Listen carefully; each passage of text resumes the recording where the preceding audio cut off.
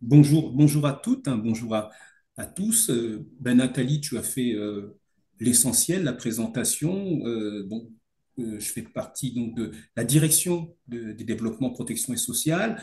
J'ai également deux, trois autres collègues, hein, dont un, Nicolas Ray, qui nous suit également. Voilà, il aura peut-être l'occasion de prendre la parole si cela s'avère nécessaire. Bon, voilà, nous, l'objectif, c'est effectivement de vous donner des éléments qui vont vous aider au quotidien, peut-être la nécessité de gérer l'absentéisme. Donc, je vais partager l'écran. Si tu me dis si tout est en règle.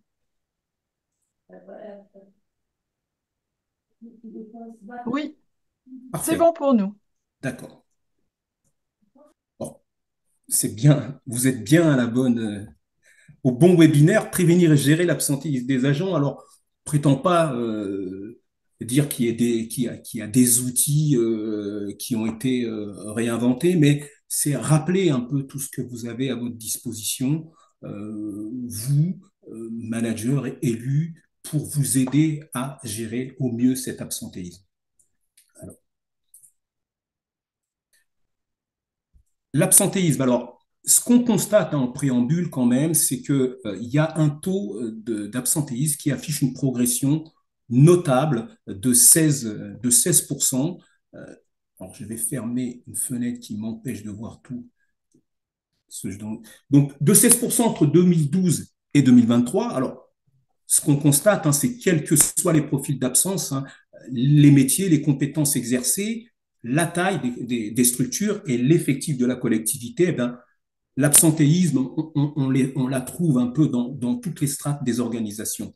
Alors, c'est un phénomène qui augmente, hein, essentiellement euh, dû au vieillissement de la population active et, vous vous en doutez, l'allongement du temps de travail qui aussi a été un élément qui a contribué à une explosion de l'absentéisme lié au fait que des agents sont fragiles, ils doivent continuer à travailler et souvent ils sont placés en incapacité de travail, parfois même jusqu'à la date de mise en retraite.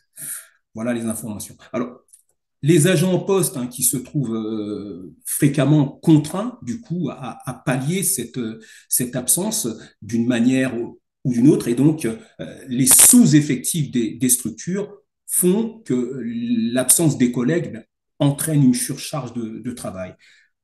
Les employeurs territoriaux qui doivent assurer la continuité de la mission de service, hein, de service public qu'ils ont. Et bon, ça, c'est au prix d'efforts considérables qui doivent être faits par les agents qui sont présents. Alors, nous, en tant qu'assureurs, on constate ça devient de plus en plus difficile puisque dans cette situation où il y a de plus en plus d'arrêts, mais malheureusement, les contrats qui sont proposés sont à des taux qui sont de plus en plus importants et c'est difficile de trouver une offre qui corresponde aux attentes, notamment les attentes financières des collectivités. Mais on verra si le temps me le permet. Le fait que une assurance ne doit pas seulement être faite pour payer des prestations, elle doit aussi apporter un certain nombre de services d'accompagnement, services qu'on va voir, mais qui ne sont pas liés à l'assurance, mais que vous devez déployer, vous, en interne, et qu'on va rappeler, et qui, pour moi, pour nous, euh, dont on est convaincu qu'ils ont un rôle essentiel sur toute cette campagne de lutte contre l'absentéisme. Un coût financier, on est obligé aussi d'en parler, puisque si ça ne coûtait pas, eh bien, je pense que vous ne seriez pas là, hein, pour éventuellement voir quels sont les axes à explorer. Mais il faut savoir que l'absence d'un agent engendre un coût financier donc important. Alors, on parle de coût moyen direct par agent qui est estimé à environ 200 euros. Alors, on parle également de la longue maladie qui peut atteindre 76 000 euros et on parle aussi du congé de longue durée. Bon, les durées, donc là, on est sur du 5 ans de prise en charge pour vous et nous aussi en tant qu'assureur de certaines collectivités. Ça n'intègre que le coût direct. Voilà, c'est le coût de la dépense directe engagée par l'absence d'un agent. Il ne faut pas oublier le coût indirect qu'on estime bien plus supérieur au coût indirect. Au coût direct, c'est le coût indirect. On parle de dégradation du service, la qualité de service donc, qui est dégradée. Il y a nécessité de continuer la mission générale et le service rendu ben, s'en ressent. On voit bien, hein, on parle de fermeture de certaines écoles parce que les ATSEM ne sont pas présentes et que dans ce cadre-là, eh bien, il faut qu'il y ait un certain nombre d'ATSEM pour pouvoir accueillir les enfants dans les écoles. Et donc, on voit bien là, directement avec cet exemple, l'impact que peut avoir l'absentéisme dans une collectivité, dans une structure. Détérioration des conditions de travail, ça, je veux dire, c'est la base, les conditions de travail des agents présents, parce qu'on parle des agents qui sont absents, mais c'est toujours hein, la même chose. Hein. Les agents présents doivent compenser. Ils sont tellement amenés à devoir compenser qu'ils peuvent eux-mêmes se trouver dans une situation de stress. Stress qui va entraîner parfois même de la tension entre collègues, collaborateurs, et ben il s'ensuit une réaction en chaîne, hein, c'est-à-dire qu'on peut effectivement après avoir des absences supplémentaires liées à ce surcroît d'activité et à cette tension. Or, tout ça, on voit bien que ça joue dans la désorganisation des services et qui nécessite automatiquement de devoir systématiquement se réorganiser. Donc, on voit bien que ça perturbe l'organisation. Déjà, quand on a certaines habitudes dans notre quotidien, qu'on doit bousculer ses habitudes, ben c'est parfois, entre guillemets, traumatisant. Alors, sur le milieu du travail, quand ça nous est imposé, ça a encore d'autant plus d'impact. Alors, quelles sont les raisons et les motifs d'absence dans la fonction publique? Parce que clairement, on ne parle pas que de l'absence pour raison de santé, bien évidemment.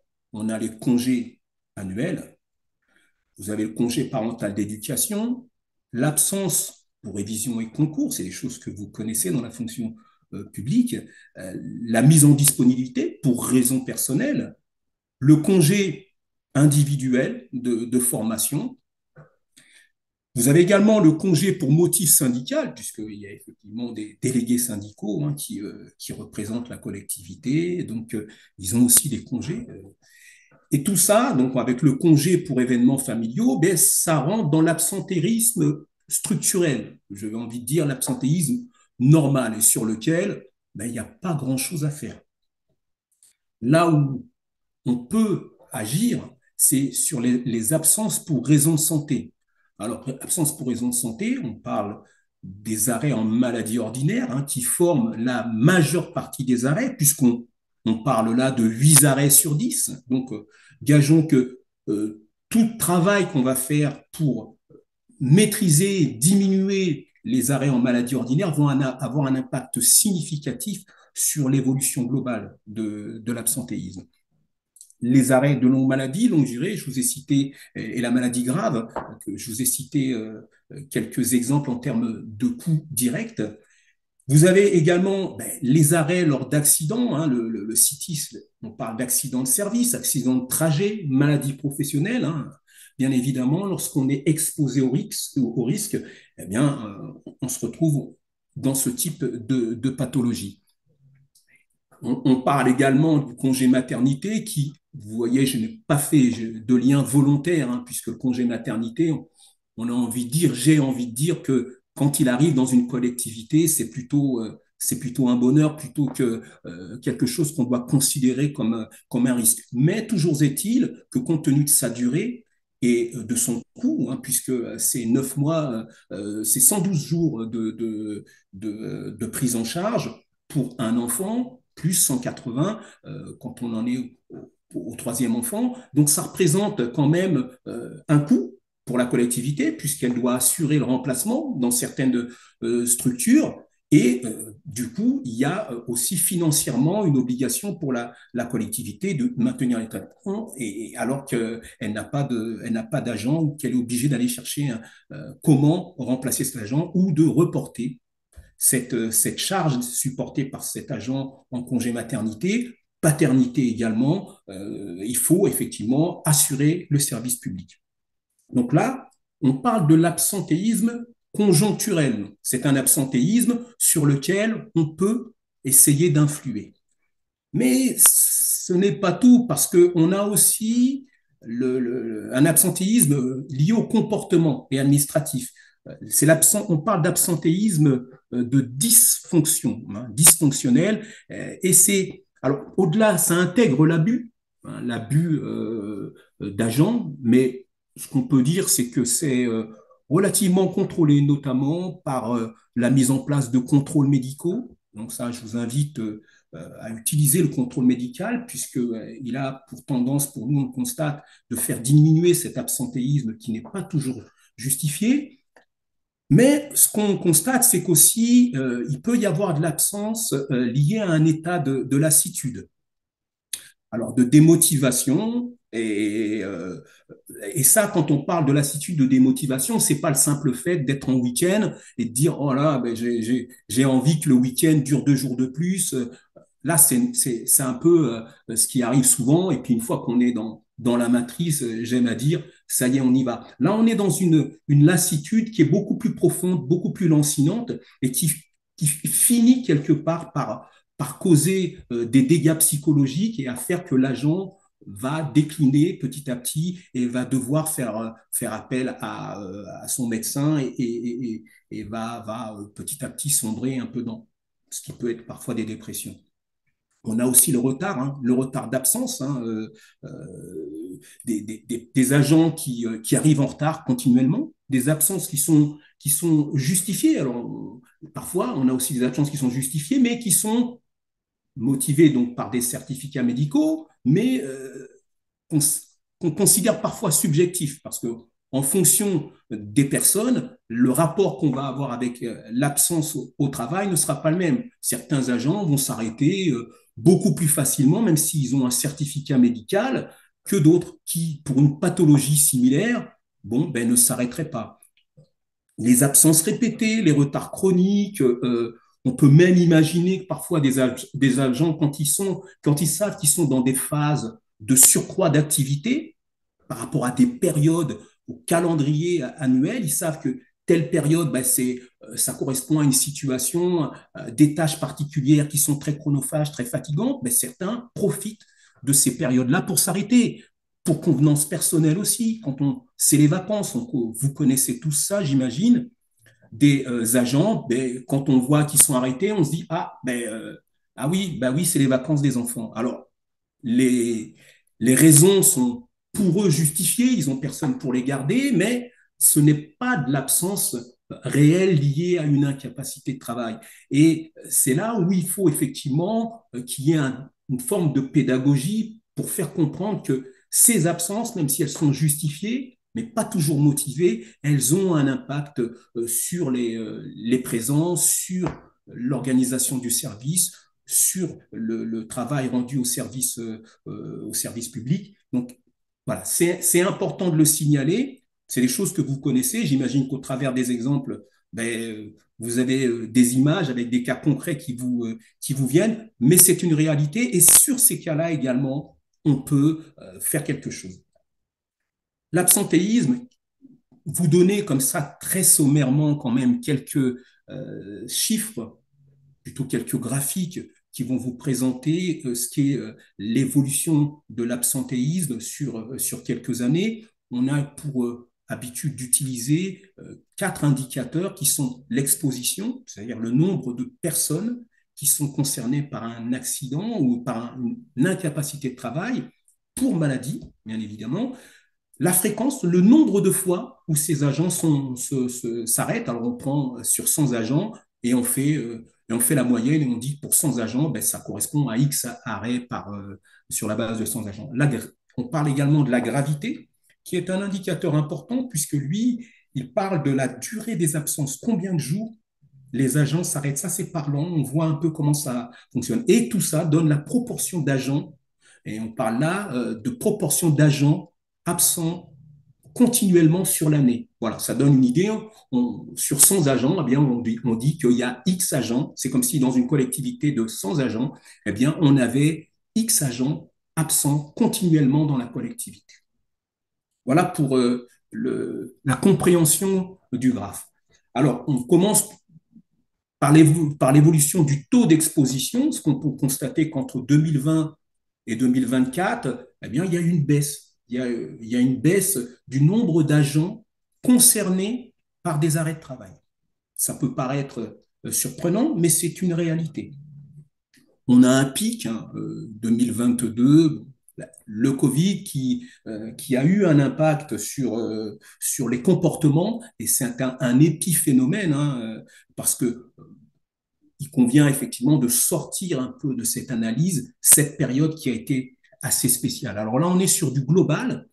Et puis, sur la partie de droite, l'idée, c'était de vous présenter sur les garanties, du moins sur les risques principaux, les congés principaux, l'impact que pèse tel ou tel congé sur cette évolution globale. À titre d'exemple, si par exemple on se base sur l'année 2024, on a 40,1, ça veut dire que il y a presque la moitié des agents qui ont été concernés par un arrêt de travail. On constate que, bien que ce soit en baisse, le principal contributeur, c'est la maladie ordinaire avec moins 5,4. La maternité, elle représente 18,3, mais il y a tellement peu de congés maternité que si on passe de 3 congés maternité à un, ça fait une diminution de plus de 150%. Voilà, c'est pour vous donner une idée. Ce qui n'est pas le cas, comme je vous disais en préambule, c'est que la maladie ordinaire représente 8 arrêts sur 10. En parallèle, on voit que dans cette évolution, l'accident de service, le CITIS, la maladie professionnelle, puisqu'on mélange l'ensemble de ces types de congés dans le risque AT, il a contribué plutôt à augmenter cette vision globale. Et puis le congé de longue maladie, longue durée, qui, lui, a contribué à la baisse. Tout ça, c'est proportionnel au nombre d'événements. Donc, si 8 arrêts sur 10, c'est de la maladie ordinaire, vous comprenez que le reste se répartit entre la maternité, adoption, l'AT et la longue maladie, longue durée. La fréquence, donc le nombre de fois où les agents s'arrêtent, on voit qu'en 2022, les agents se sont beaucoup arrêtés, toujours lié à ce contexte Covid. On voit quand même là, c'est manifeste qu'il y a eu un comportement, quelque chose d'atypique qui a, je dirais, qui a brusqué un peu la courbe, qui l'a perturbée par justement cette augmentation qui passe, on passe de 57,1 à 67,5, c'est sur 100 agents, sur 100 arrêts, il y a 57,1 arrêts, donc il s'arrête deux fois. On est sur un agent, quand il est exposé, il s'arrête deux fois. Voilà. Sinon, 67%, 67,5%, on voit que c'est un peu plus. Mais je dirais que cette situation-là, elle est un peu atypique, on n'en tient pas compte. Ce qu'on voit globalement, c'est qu'on prend 2020 à 2024, on voit qu'il y a une baisse. Et le principal contributeur, pour moi, c'est à cette baisse, c'est toujours la maladie ordinaire, même si elle représente que 1,5%.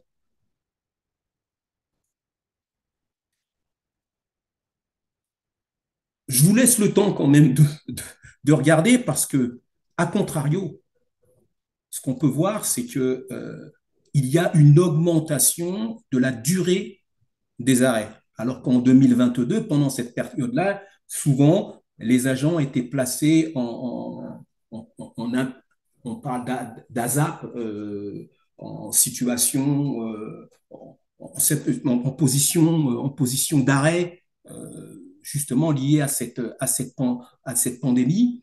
Donc, c'est une disposition qui a été faite, proposée par la sécurité sociale, et donc elle a eu pour incidence de mettre les agents en arrêt alors c'est pas de l'arrêt de travail, mais ils restaient à domicile, ils n'étaient pas malades, donc du coup, même s'ils étaient, rarement ils posaient des arrêts. Donc ces agents étaient chez eux, et bien souvent, du fait qu'ils étaient chez eux, eh bien ça a eu pour incidence d'avoir moins d'arrêts de travail à prendre en charge.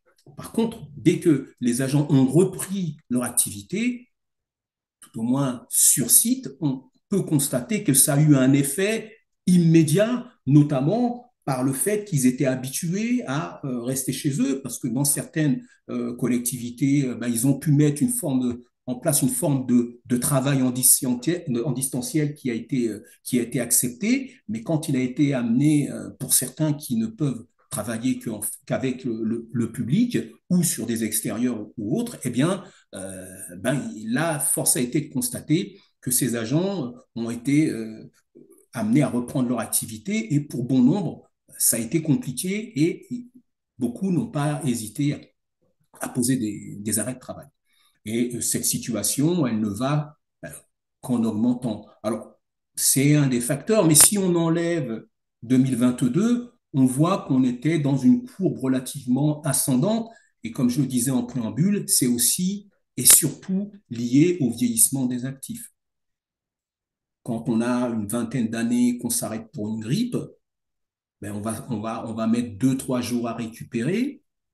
Quand on est un peu plus avancé dans l'âge, il nous faut peut-être 2, 3 jours supplémentaires. Donc, 3 jours quand on est jeune, 5 jours quand on est un peu moins jeune, ça a un impact sur l'absentéisme global. Donc, voilà un peu, c'est pas nécessairement des choses qui sont graves, mais c'est quelques jours en plus pour récupérer qui ont un impact sur l'absentéisme global.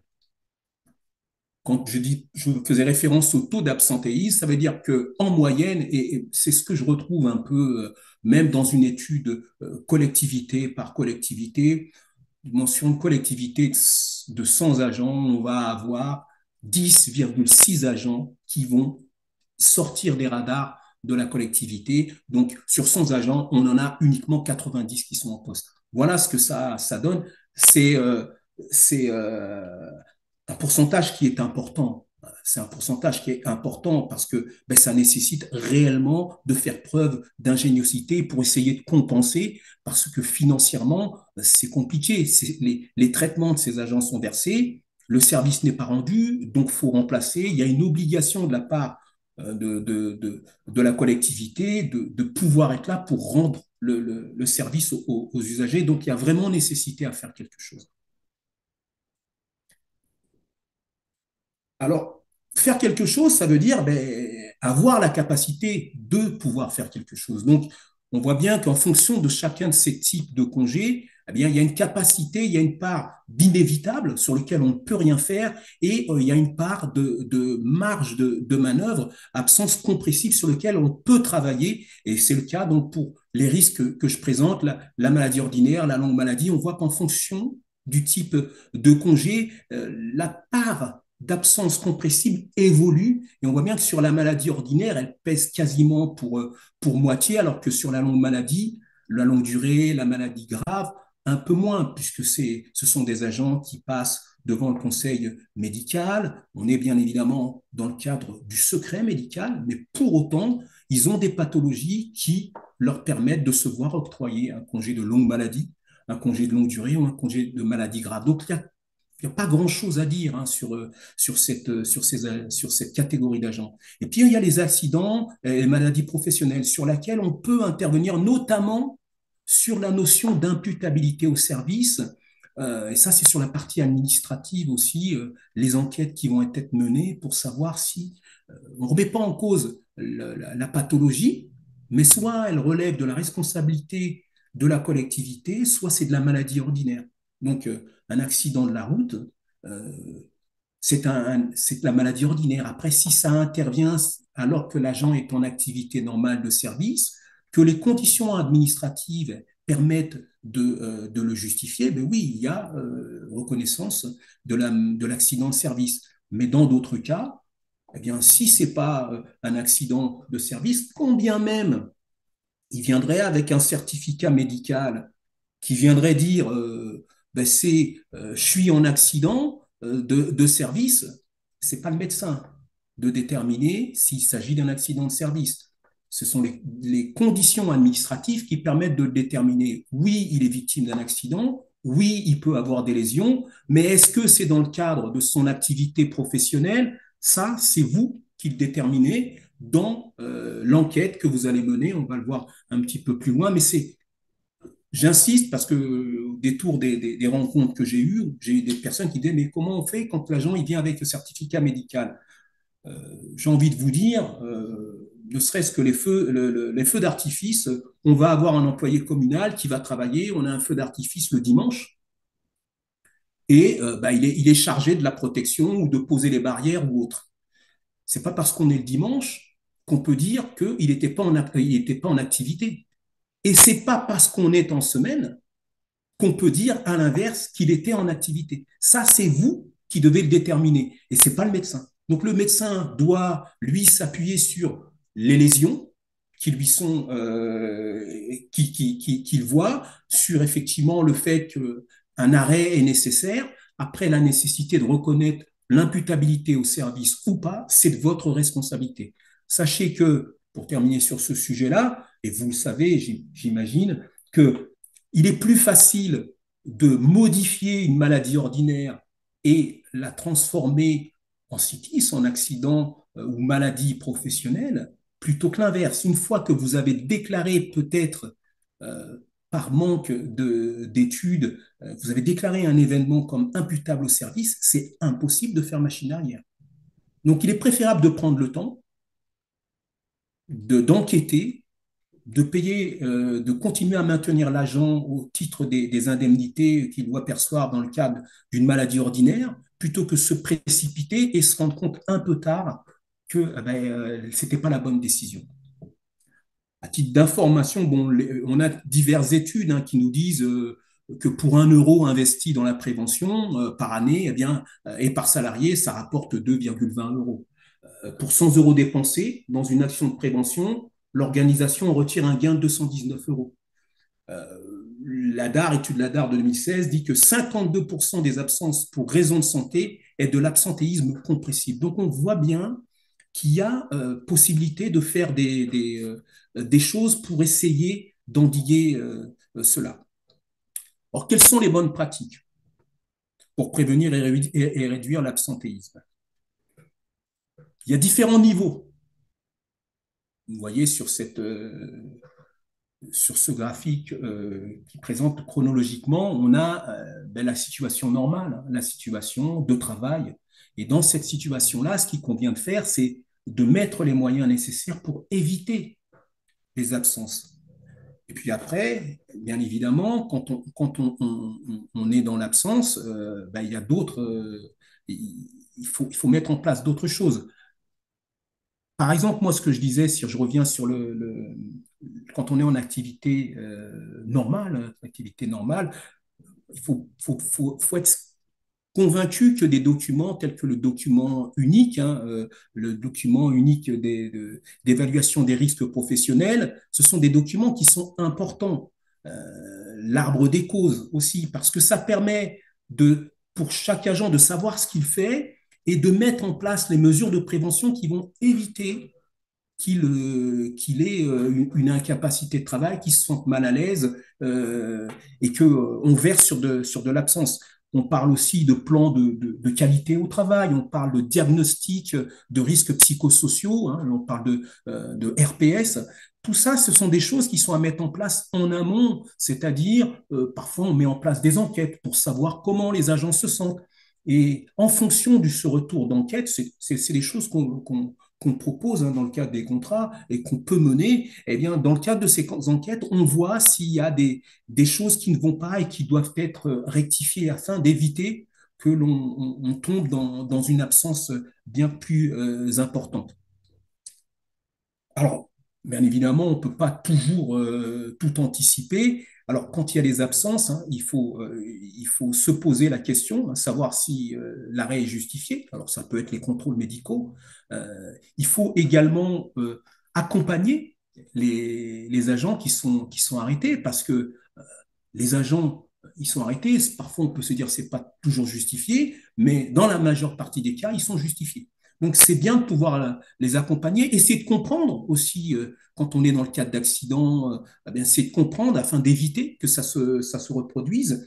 Et il faut, même si l'agent perdure, l'arrêt perdure, eh bien, il faut régulièrement s'assurer que l'agent est toujours justifié.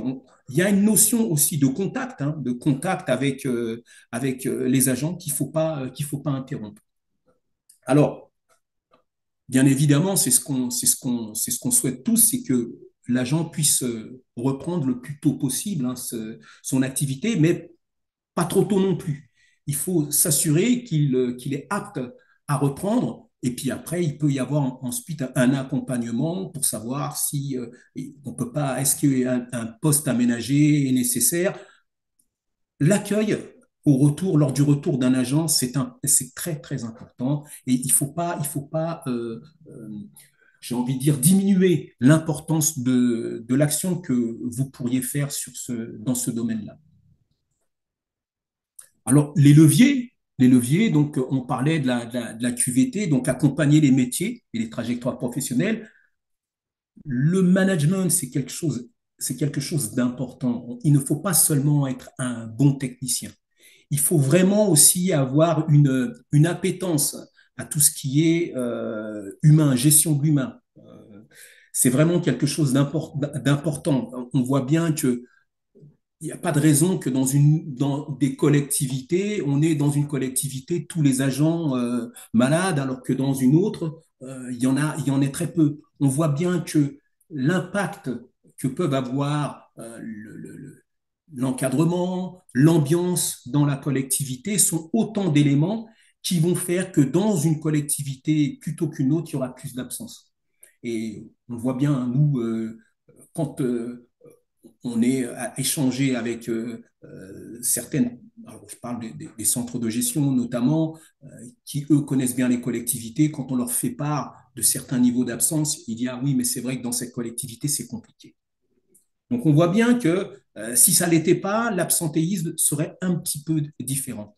Donc prévenir l'usure professionnelle, moi je cite toujours cet exemple, mais un Reaper, bien que cette tâche ait souvent été confiée à des entreprises privées, mais un Reaper, quand il est jeune, ok, on peut imaginer qu'il va rester derrière la benne à ramasser les ordures, mais il faut aussi avec lui qui prenne conscience que ce travail qu'il réalise, il ne va pas pouvoir le réaliser toute sa vie. On le sait, il le sait, mais faut-il encore clairement l'exprimer? Donc cet accompagnement lié à l'usure professionnelle, la reconversion, c'est des choses dont il faut parler. Alors oui, je sais que la taille des structures ne permet pas de pouvoir reclasser. Mais c'est peut-être ce qui va amener un agent à se dire, il faut que je change de collectivité ou d'activité. Voilà, plutôt que de lui dire, je ne peux pas te garder parce que j'ai pas, mais peut-être que lui, c'est un travail qui sera fait de concert parce que régulièrement, cette question aura été posée.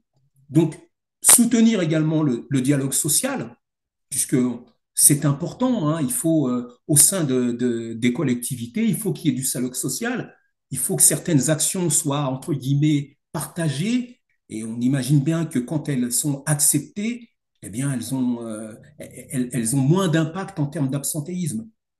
Renforcer l'égalité professionnelle, quelle qu'elle soit, hommes-femmes, travailleurs handicapés, euh, on a beau le dire, mais celui qui vit cette chose-là, pour lui, au quotidien, c'est quelque chose qui est insoutenable. De savoir discriminer, c'est quelque chose qui est difficile à entendre. Donc c'est vrai qu'il faut pouvoir aussi prendre en compte cette dimension.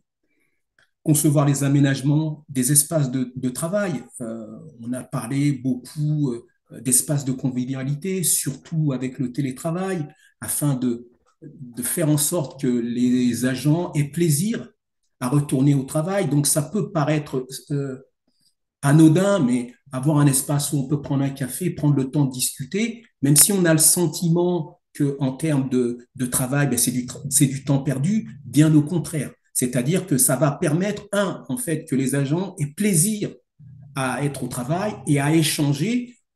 Ça m'arrive de me dire, ben, tiens, je vais aller au travail, je vais voir un tel, ça va me faire du bien, on va échanger un peu. Et voilà, c'est des choses simples, mais faut-il encore penser à le faire? Donc, conduire les transformations organisationnelles. Ça, c'est dans le management. Et il y a aussi des choses telles que la digitalisation, la transformation numérique. C'est important parce que ça permet aussi d'avoir des outils de gestion, des outils de gestion du temps et des absences. Et ça permet d'optimiser bien toute cette activité de maîtrise de l'absentéisme. Un exemple d'accident, j'en parlais tout à l'heure, mais bon, c'est des choses que vous connaissez. Alors, je pense que, non, c'est pas je pense, c'est que Nathalie vous mettra à disposition toute la présentation. Et puis, comme c'est enregistré, donc je vais pas m'éterniser trop, mais tout ça pour vous dire que ce qui est important lors d'un accident, c'est vraiment déterminer l'imputabilité ou non au service, et ça passe par des enquêtes administratives, également bien le recours à un médecin agréé qui va lui déterminer les choses pour lesquelles vous ne savez pas s'il y avait une pathologie antérieure, parce qu'on peut avoir un accident, on dit on a mal, mais il s'avère qu'en fait, c'est pas un accident, c'est une rechute d'accident. Parce que cet agent souffrait d'une pathologie, vous, le dossier médical, vous ne l'avez pas toujours. Donc, parfois, vous seriez surpris d'apprendre qu'un agent était déjà suivi pour une pathologie similaire et que, en fait, l'incident qui est survenu n'est ni plus ni moins qu'une aggravation d'un accident qu'il avait. Alors, ça ne veut pas dire que c'est pas, vous n'avez pas à prendre en charge les, euh, les indemnités, hein. Bien évidemment, il est arrêté, mais après l'imputabilité au service, elle relèvera pas, peut-être pas de votre collectivité. On est dans la rechute, donc ce sera l'autre collectivité qui se verra dans l'obligation de prendre en charge avec ces systèmes de subrogation. Vous seriez amené, vous, à maintenir les traitements et à vous faire rembourser auprès de l'autre collectivité. Voilà un petit peu le fonctionnement, c'est des choses que vous connaissez. Tout simplement ce schéma-là pour vous dire que on voit bien ressurgir à chaque fois le doute. Le doute. Eh bien, quand il y a du doute, il est nécessaire de prendre son temps. Il est nécessaire d'analyser pour être sûr de prendre en charge, parce que vous avez vu les conséquences. Les frais médicaux, c'est viager. Même quand l'agent part en retraite, eh bien, quelqu'un qui a besoin de changer une semelle orthopédique, ben, cette semelle, elle s'use, même quand il a la retraite, ça relèvera de votre responsabilité. Donc, si relève de, ça relève de votre responsabilité parce que l'accident a été réellement reconnu imputable, oui, mais si c'est suite à une erreur ou un examen, une étude qui n'a pas été assez approfondie, ça peut avoir des impacts très, très importants. Et quand je parle d'impact très, très important, là, ce qu'on ne prend pas en compte, c'est la dimension taille de la collectivité. Un agent qui est victime d'un accident de la route dans son activité professionnelle, euh, le coût dans une collectivité de 200 agents, il ne sera pas le même que dans une collectivité de 2 agents. Et pourtant, la responsabilité et la prise en charge qui incombera à la collectivité sera la même. Donc c'est vrai que c'est important. Là, on parle d'un cas où effectivement c'est reconnu, imputable, mais parfois des cas où on essaye de vous faire l'accident du dimanche, le foot, on arrive le matin, on s'est foulé dans l'escalier, soi-disant, et on essaye de faire imputer ça à la collectivité. Bien, une expertise médicale peut permettre de dire, ben non, mais cette blessure, elle est bien plus vieille. C'est pas quelque chose qui remonte à ce week-end. C'était pas le dimanche pour lundi. Donc, il y a des choses comme ça qui peuvent permettre et aussi le témoignage des témoins. Alors, du moins, on a tendance à les banaliser, mais c'est très important. S'il n'y a pas de témoin, c'est aussi un élément qui peut permettre dire à une collectivité, ben moi, à défaut de m'apporter la preuve, bon, euh, je ne souhaite pas reconnaître dans l'immédiat. Et puis, on voit comment l'agent réagit. Bon, ce n'est pas toujours qu'il y a un doute, hein, je vous rassure, mais c'est dans ces quelques cas, même si ce sont quelques cas, pour autant, il faut s'assurer que vous gardez bien à votre charge ce qui relève de votre responsabilité. Suivi de pilotage, donc suivre les absences, on va dire qu'au-delà de 30 jours, un arrêt de maladie, donc doit nécessiter un contrôle. Il faut se poser les questions, et ça même dans le cadre d'un accident de service. Plus les arrêts sont longs, plus il est difficile de reprendre. Simple exemple, vous partez 3 semaines en vacances, vous revenez, vous avez presque oublié vos logins, vos mots de passe. Euh, c'est très compliqué. Alors, imaginez un agent qui a été absent pour raison de santé et qui doit revenir au travail. Pour lui, c'est très, très compliqué, surtout si en plus de ça, il reprend sa place et que personne ne se soucie de lui. Piloter l'absentéisme, euh, on a parlé du RSU, on parle de toutes ces choses-là. Je ferme ça. Il y a un certain nombre d'éléments, hein, d'indicateurs, le nombre des arrêts, le nombre d'accidents, la fréquence des arrêts, tout ça, ce sont des éléments qui, au travers peut-être de documents qu'on peut, que par exemple les assureurs peuvent être amenés à vous fournir par rapport aux dossiers qui leur sont transmis, ils peuvent vous fournir ces éléments qui vont vous permettre de mettre en place des campagnes de prévention en fonction du type d'arrêt, des lésions. Vous pouvez vous dire, ben, tiens, dans ce service-là, ils sont souvent arrêtés pour telle et telle lésion. Il y a peut-être quelque chose à faire. Alors, maintenant, par rapport à la frise dont on parlait, on est sur garder le contact. Il faut savoir que le lien, c'est très, très important. Donc en France, on le dit, hein, il n'y a aucune loi qui interdit à un employeur de garder le contact, bien évidemment, hein. Sauf si, bien sûr, exprime le fait qu'il ne souhaite pas être contacté. Mais tout est dans la manière, hein, de le faire. Il faut que ça soit fait avec tact et discernement. On est toujours dans le respect du secret médical, et ça ne doit pas non plus être quelque chose de continuel. Il ne faut pas que l'agent ait le sentiment d'être persécuté. Donc, ce qui est important de faire, hein, pourquoi, hein, c'est prendre de ces nouvelles, parce que bon, il y a ceux qui ne le souhaitent pas, mais pour moi, je pense que c'est une infime partie, hein. Les arrêts qui ne sont pas ou peu justifiés, ils forment une infime partie. Mais la majeure partie, ben, ils souhaitent qu'on prenne de leurs nouvelles, qu'on s'intéresse à leur état de santé, et puis ça permet de diminuer l'anxiété, hein, d'une reprise. Quand on sait que l'agent va devoir reprendre, ben, ça permet d'atténuer cette anxiété, et puis de prendre des informations pour pouvoir savoir comment on va organiser le travail. Euh, Ça, c'est quelque chose d'important. Et puis aussi, eh ben, il faut faire le point avec les RH sur l'absence, s'assurer que ben, tout est OK. Voilà un peu les conseils qu'on peut donner dans ce domaine-là. Et puis, donc, toujours, on le dit, hein, la mise en place d'une politique de contrôle et d'expertise. Si vous n'avez pas la possibilité, ben souvent, hein, vous pouvez, si vous avez un contrat d'assurance, mais ça, c'est des choses qui font partie de l'offre, ça, c'est la base même. Mais en plus, ça a l'avantage de faire en sorte de pas. C'est vrai que le contrôle médical, ça peut être mal perçu, hein, par le citoyen quand il est contrôlé. Le mot se passe si on est en plus dans des petites villes où tout le monde se connaît, quand on sait que l'élu a déclenché un contrôle.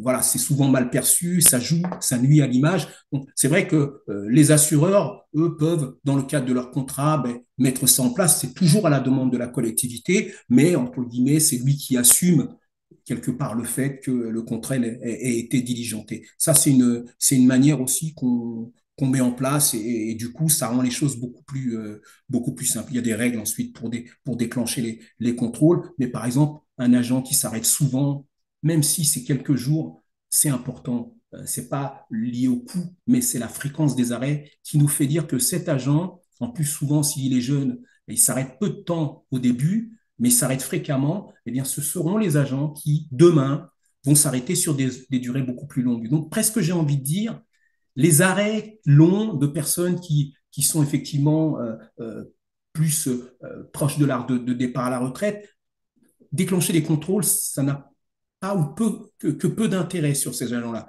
Mais par contre, les jeunes agents qui s'arrêtent, parfois même une fois, hein, c'est leur dire, attends, on est là. tout va bien. Si tout va bien, ben, il va être satisfait qu'on se soit intéressé à lui. Si effectivement c'était un agent qui avait tendance à vouloir passer sous les radars, on a vu les arrêts un peu abusifs, eh bien, ben, il comprend que ben, il peut pas faire tout et n'importe quoi. Bien évidemment, après, on a la reprise, donc s'assurer de la reprise et de l'aptitude, identifier si les aménagements de poste temporaires ou définitifs sont nécessaires. Ça se voit avec les équipes. Il faut adapter le matériel, il faut éventuellement réorganiser le service en fonction de l'agent et des tâches aussi qui vont lui être confiées, peut-être revoir les tâches qui vont lui être confiées. Donc, pour moi, quelque chose de très, très important, eh bien, c'est de réaliser un entretien de réaccueil. Alors, au-delà de l'entretien de réaccueil, on a aussi l'entretien annuel. C'est un moment, un temps de partage, un moment d'échange. Il faut pas, même si ça représente beaucoup de temps investi, euh, en termes d'impact derrière, moi, pour ma part, je suis convaincu que ce type de démarche a un impact significatif sur la capacité d'un agent à se maintenir en activité. J'ai coutume de dire que on a du matériel, vous avez du matériel, je regarde les extincteurs, ces choses-là, sur lesquelles vous avez obligation, vous ne pouvez pas vous soustraire à ça, une obligation de les entretenir. Paradoxalement, alors que le cœur d'une collectivité, ce sont les agents, paradoxalement, on a tendance à mettre ça de côté ou à oublier le fait que si on utilise un taille A qu'on va faire réviser, ben derrière ce taille A, il va y avoir quelqu'un qui va le tenir. Et si cet agent il est mal en point et qu'on ne l'a pas détecté, ça peut avoir des conséquences phénoménales. Donc c'est parfois peu de choses, mais qui vont avoir derrière un impact significatif sur le bien-être de l'agent au travail et sa capacité à bien faire les choses. Alors, le bénéfice il est pour l'agent, mais également pour la collectivité. Hein, quand on aide à la reprise, hein, l'entretien de réaccueil après un arrêt. Donc, on l'a dit, hein, donner une marque de considération au collaborateur qui reprend le travail, ben ça c'est de la bienveillance. Hein. Faire le point avec le collaborateur sur la situation engendrée par son absence, ben oui, il a aussi, il faut être face à les réalités, hein, c'est le constat. Hein, dans ce qui s'est passé, ben, se remettre à la page et sur les conditions de reprise, savoir si, on l'a dit, il a besoin d'un aménagement de poste, un temps de travail particulier, ça c'est avec le médecin, mais voilà, c'est important qu'il soit mis dans de bonnes conditions. Partager les attentes réciproques entre l'employeur et l'employé, c'est dire ben voilà comment tu vois les choses à l'issue de cet arrêt. C'est important d'avoir l'écoute de l'agent et aussi l'attente de l'employeur. Assurer la mise à niveau des compétences, parce que tout dépend de la durée hein, de l'absence, mais parfois les choses ont pu évoluer, nécessiter ben, une mise à niveau. Favoriser le retour dans de bonnes conditions des collaborateurs et surtout le maintien dans l'emploi. C'est important. L'idée, c'est pas qu'ils viennent et qu'on le mette dans de mauvaises conditions et qu'ils repartent. Et bien souvent, quand c'est ça, là, ils repartent pour des durées beaucoup plus longues. Faciliter la gestion quotidienne de l'encadrement et l'adéquation des ressources et activités. Garantir la qualité et la continuité de service et optimiser l'organisation. Bien évidemment, un agent qui revient, ça donne plus de capacité à la collectivité pour pouvoir rendre le service attendu. Les critères possibles de déclenchement de l'entretien de réaccueil, hein, c'est la durée de l'arrêt. Bien sûr, un agent qui s'arrête 2 jours, ça devient compliqué. Maintenant, il s'arrête tout le temps 2 jours. Là, on doit être amené à se poser la question. Voilà, c'est dans la fréquence de l'arrêt. Les motifs de l'arrêt, le changement d'organisation, l'évolution de l'emploi, le rappel des objectifs, demander au collaborateur, demander du collaborateur, c'est-à-dire le collaborateur, ben, lui, souhaite rencontrer son hiérarchique, et puis il y a aussi des inquiétudes de l'équipe en place par rapport au retour d'un agent. Donc, voilà, il y a un certain, parfois, c'est l'inquiétude, elle peut être aussi des collaborateurs qui, eux, sont au poste. Alors, j'ai envie de dire en conclusion que de bonnes pratiques vers des pratiques institutionnalisées. En fait, tout ce que je vous ai donné comme chose, comme outil, c'est ni plus ni moins que ce qui existe déjà.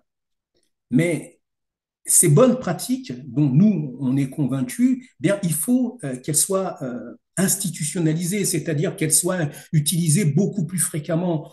Ça ne doit pas être quelque chose qui doit être un épiphénomène à un certain moment. Il faut vraiment que ça rentre dans une politique de gestion du personnel et c'est ainsi que petit à petit, ça va être une habitude. Donc, il faut formaliser ces pratiques dans le fonctionnement des collectivités. Alors, il ne faut pas que ça soit au moment où la situation se présente qu'on se demande ben, qui est-ce qui va faire quoi, toi tu t'occupes de... Non, il faut que les rôles soient clairement déterminés de façon que quand les situations se trouvent face à des situations telles que celle-là, chacun sache où est sa place et ce qu'il doit faire. Former les agents, charger des actions, parce que on parle de document unique. Moi, fut un temps, le document unique, on le faisait faire par une société et externe qui faisait un document qui faisait presque un copier-coller de ce qu'il avait fait dans l'autre entreprise. Et puis après, on s'affranchissait de l'obligation qui était imposée aux collectivités et le document, il était dans un placard et il ne vivait pas. Donc, le document unique, c'est quelque chose qui permet d'identifier par rapport à chaque métier eh bien, le travail de l'agent, voir quels sont le travail qu'il réalise qui sont à risque. Ben, ce sont toutes ces informations-là qui sont nécessaires, mais faut-il encore le faire et faut-il encore le mettre à jour? Analyse de l'accident, hein, il faut toujours tirer une expérience d'un accident. L'accident, j'ai envie de dire, c'est pas une fatalité. Quelqu'un qui chute dans les escaliers, on va dire, la faute n'a pas de chance. La prévention, ça aurait été peut-être de dire que ben, quand vous descendez des escaliers, vous avez une rampe d'escalier, ben, n'hésitez pas à vous en saisir. On le fait une fois qu'on a vécu la chute et on se dit, ah bah oui, si je l'avais fait, ben, ça ne me serait pas arrivé. Donc, c'est des choses simples, mais il y a des questions. On voit que quand il fait chaud, on n'utilise pas les EPI, hein, les équipements. Après, la question, c'est qu'est-ce qu'il ne faut pas travailler sur ces équipements pour que l'agent puisse continuer à le porter. C'est pas qu'il le porte pas parce qu'il a envie de se mettre en danger, c'est que c'est pas adapté à l'activité qu'il fait. Alors, ça veut pas dire qu'on a réponse à nous, mais c'est bien en fonction. Moi, je parle d'un exemple extrême là, parce qu'on a on a les chaleurs, mais moi, ça m'est arrivé de voir des travailleurs travailler à piquer avec un marteau-piqueur et je constate qu'ils n'ont pas de casque anti-bruit, alors que rien qu'en passant, le bruit est assourdissant. C'est leur quotidien. Il y a des responsables d'équipe. J'arrive pas à comprendre pourquoi on leur impose pas de mettre ces EPI. Et c'est ça c'est vraiment un travail permanent, une communication permanente qui doit avoir entre les agents, entre les dirigeants, entre les élus, pour pouvoir faire en sorte que on limite au mieux cette évolution de l'absentéisme. Une phrase, pour moi, pour conclure, je dirais qu'il existe des outils pour prévenir, contrôler et limiter l'absentéisme, mais n'oublions pas que derrière chaque absence, il y a une personne. Donc c'est en faisant preuve d'écoute, de compréhension et d'humanité que nous aurons les meilleures chances d'agir efficacement, mais surtout durablement. Voilà un peu comment je conclurai cette présentation.